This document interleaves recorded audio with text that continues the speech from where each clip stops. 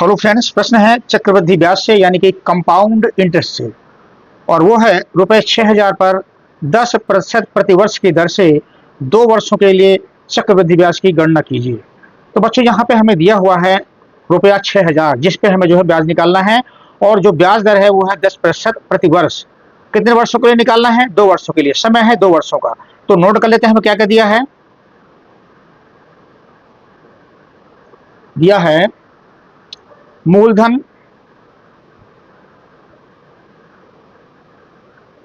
जिसको कि पी से दिखाते हैं प्रिंसिपल, वह है रुपया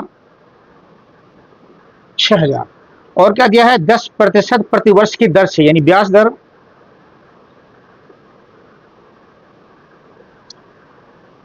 यानी कि आर बराबर है 10% प्रतिवर्ष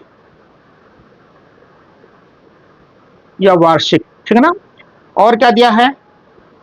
2 वर्षों के लिए चक्रवृद्धि ब्याज की गणना करनी है, 2 वर्षों के लिए। तो समय दिया हुआ है,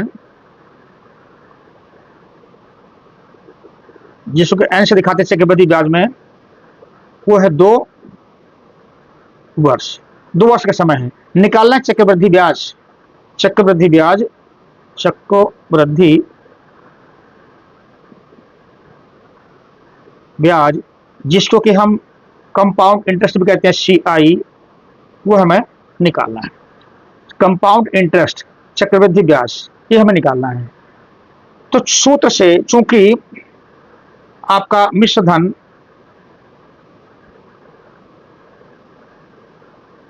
ए बराबर होता है, चूंकि मिश्र धन ए बराबर होता है पी ब्रैकेट में 1 प्लस आर बटे 100 की पावर एन, जहां ए मिश्रधन है, पी प्रिंसिपल है यानी कि मूलधन है, ये दिखाया हमने। 1 प्लस आर, आर आपके ब्याज की दर है, और एन जो है ये आपका जितने समय का ब्याज लिया जाता है या दिया जाता है वो है। अब यहाँ हम वैल्यूज रखेंगे तो हमारा, इसलिए ए बराबर निकलेगा पी मतलब आपका है 6000, 1 प्लस आर क्या है? आर है 10 बटे, ये 100 हो गया, 10 बटे 100। एन आपका जो है 2 वर्ष का है, कितना हो गया। इसको सॉल्व करना है 6000। अब देखिए 1 प्लस 10 बटे 100, इसे सॉल्व करेंगे आप पाएगा 110 बटे 100। भाई इसके बटे 1 कर देंगे और 100 का एल्शियम लेकर के यहाँ 100 हो जाएगा, 10 जोड़ करके 110 बटे 100, ये आपका हो गया, की पावर हो गई 2। अब 6000 इससे कट गया तो आपका 11 बटे 10 आ गया। 11 बटे 10 2 बार है तो 11 बटे 10 आ गई। ये 1 जीरो से 1 जीरो ये कट गए, आया आपका 60 गुणे 11 गुणे 11। अब 11 गुणा 60 पर करेंगे तो 660 गुणे 11, पुनः 11 गुणा 6 60 करेंगे तो 0, 11 छक्का 66, हंस लगी 6, 11 छक्का 66, 6 72। ये बच्चों इतना रुपया आ गया अमाउंट, यानी कि मिश्र धन आ गया। हमें निकालना था कंपाउंड इंटरेस्ट, हमें निकालना है चक्रवृद्धि ब्याज, ये निकालना है।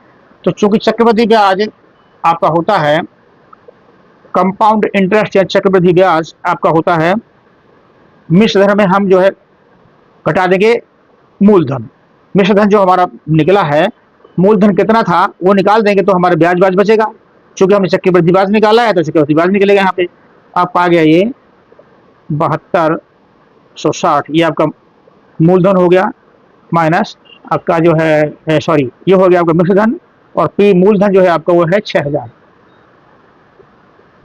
मूलधन है आपका 6000, तो 6000 रख देंगे यहाँ पे, घटाएंगे 0, 6, 2, 7 में 6 गया 1, तो आपका जो चक्रवृद्धि ब्याज आया, इसलिए चक्रवृद्धि ब्याज CI बराबर रुपया 1260। बस ये रहा इस सवाल का आंसर। वीडियो कैसा लगा मुझे अवश्य बताएं।